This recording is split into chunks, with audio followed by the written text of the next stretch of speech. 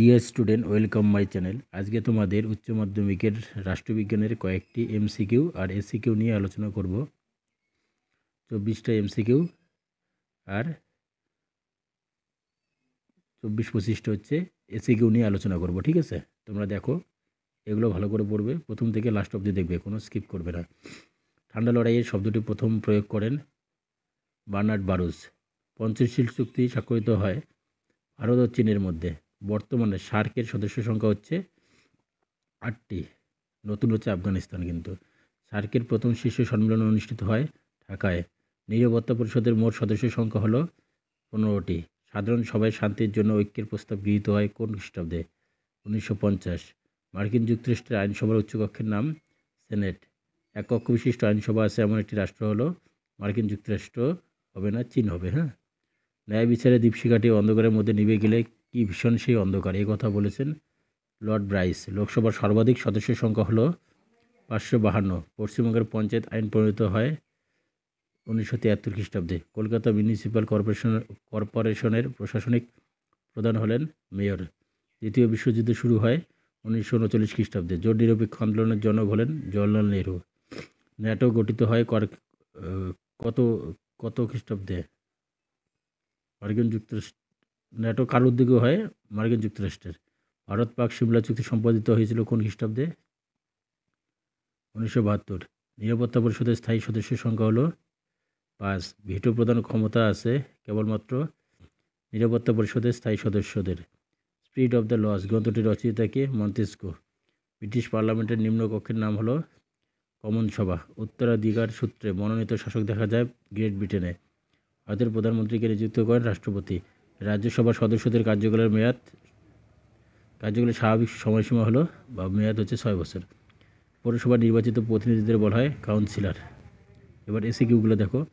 বড় কমিটি কীভাবে গঠিত হয় একটু তোমরা স্ক্রিনশট করে নেবে। ঠিক আছে, এত বড় আমি বললে অনেক বড় হবে ভিডিওটা, তার জন্য তোমরা স্ক্রিনশট করে পড়বে। খুব কমন কিন্তু প্রত্যেকটা কোশ্চেন এখান থেকে অনেকটা কমন পাবে। ভারতের মৌলিক অধিকার বলবৎ করার জন্য যে দুটি লেখের নাম উল্লেখ কর দুটি লেখের নাম। বন্দি প্রত্যক্ষীকরণ পরমাদেশ 0 আওয়ার কাকে বলে? একটু বড় দেখে এমসিকিউগুলো হচ্ছে স্ক্রিনশট করে রাখো। ছাঁটাই প্রস্তাব কত প্রকার? 3 প্রকার। ঠিক আছে।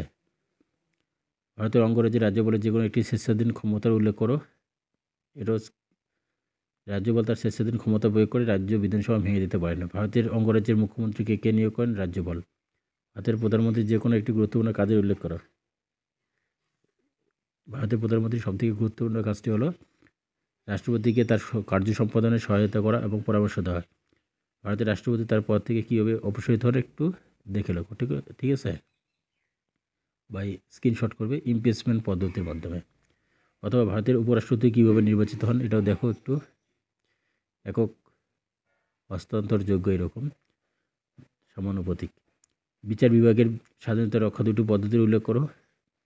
একটা বিচার বিভাগকে স্বাধীন ও শাসন বিভাগের প্রভাবমুক্ত করা, বিচারপতিদের কার্যকালের স্থায়িত্ব নিশ্চিত করা।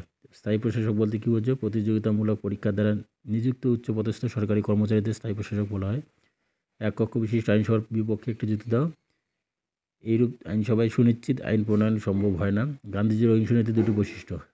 একটা হচ্ছে গান্ধীজির অহিংস নীতি হলো ইতিবাচক, আর একটা অহিংসা মানে নিষ্ক্রিয়তা নয়। গান্ধীজির সত্যাগ্রহ নীতি দুটি বৈশিষ্ট্য।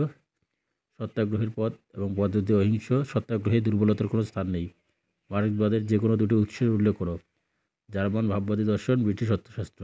দ্বন্দ্বমূলক বস্তুবাদের যে কোনো দুটি সূত্র উল্লেখ করো। পরিমাণগত পরিবর্তন থেকে গুণগত পরিবর্তন, নেতিকরণ। অর্থনৈতিক ও সামাজিক পরিষদের একটি বিশেষক সংস্থার নাম লেখো। আন্তর্জাতিক শ্রমিক সংস্থা।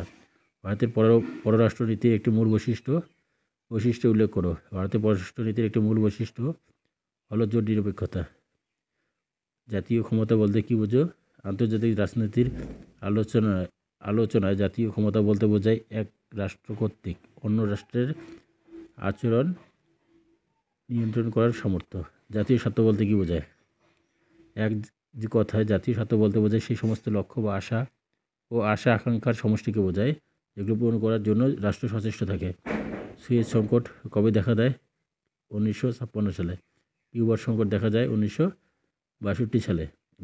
বেলগ্রেড সম্মেলন কবে অনুষ্ঠিত হয়? 1961 সালে, ঠিক আছে।